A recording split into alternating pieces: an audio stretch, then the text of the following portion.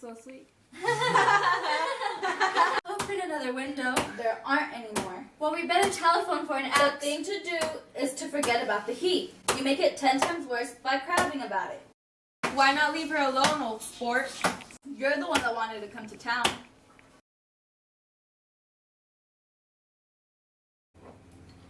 That's a great expression of yours, isn't it? What is? All this old sport business. Where'd you pick that up?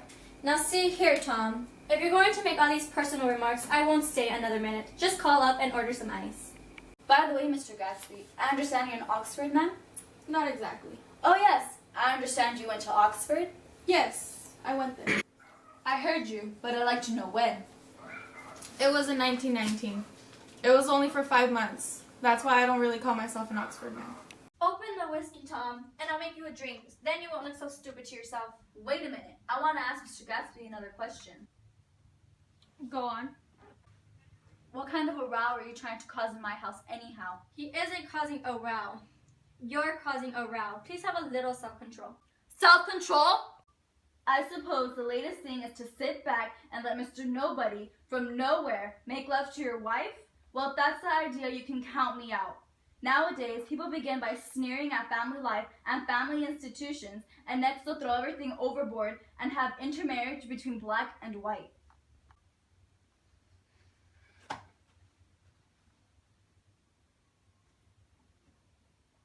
We're all white here.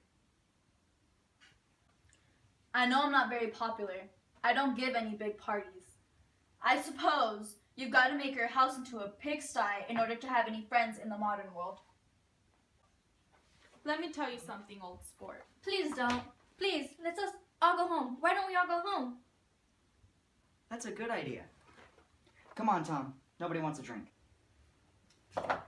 I want to know what Mr. Gatsby has to tell me. She never loved you, do you hear? She only married you because I was poor and she was tired of waiting for me. It was a terrible mistake, but in her heart, she never loved anyone except me. What's been going on? I want to hear all about it. Sit down, Daisy. I told you what's been going on for 5 years, and you didn't know? You've been seeing this fellow for 5 years? Not seeing. No, we couldn't meet. But both of us loved each other all that time, old sport. And you didn't know? I used to laugh sometimes. Oh, that's all. You must be crazy. I can't speak about what happened 5 years ago because I didn't know Daisy then. And I'll be damned if I see how you got within a mile of her unless you brought groceries to the back door. But all the rest of that's a goddamn lie. Daisy loved me when she married me, and she loves me now. No.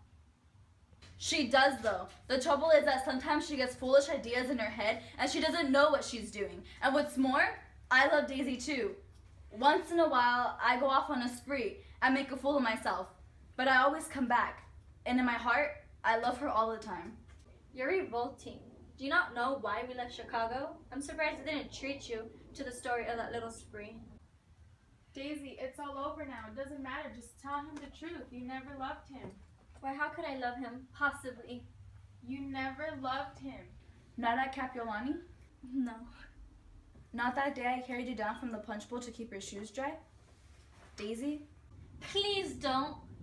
There, Jay. You want too much. I love you now. Isn't that enough? I can't change what's past. I did love him once, but I loved you too. You loved me too? I want to speak to Daisy. Alone. She's all excited now. Even alone, I can't say I never loved Tom. It would never be true. Of course it wouldn't. As if it mattered to you. Of course it matters. I'm gonna take better care of you from now on. I can't stand this. Oh, please, let's get out. Nonsense! She's not leaving me. Certainly not for a common swindler who had to steal the ring he put on her finger. I've made a little investigation into your affairs, and I'll carry it further tomorrow. What about it, old sport? Don't you call me old sport. It's not true, Daisy. I don't know what to believe. Come on, Tom. I can't stand this anymore. You two start on home, Daisy, in Mr. Gatsby's car. Go on, Daisy. He won't annoy you. I think Mr. Gatsby realizes that his presumptuous flirtation is over. Nick, What? want any? No. just remembered today's my birthday. Where did you get these? God sees everything. Leave me alone!